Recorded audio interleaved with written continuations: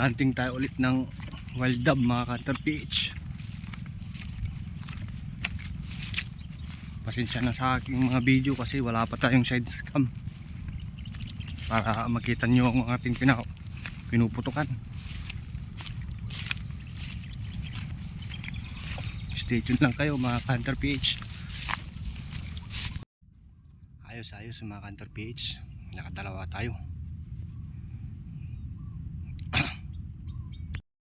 Nakalabing 3 na tayo ka-hunter PH. So, solve na naman ang ating pananghalian nito. Stay tuned lang kayo mga ka-hunter PH.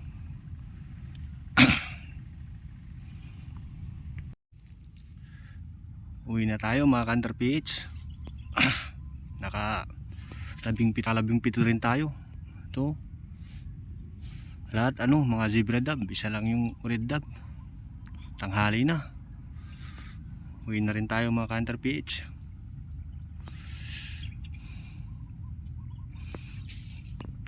Ano pa yung kura natin ka-hunter PH? So, yan lang yung pinagpuputukan natin.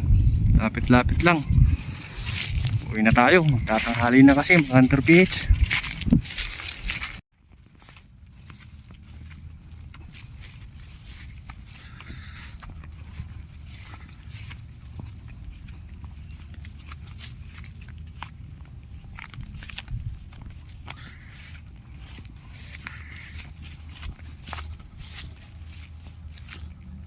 Sobra naman ang pananghalian nito mga ka-hunter PH. So,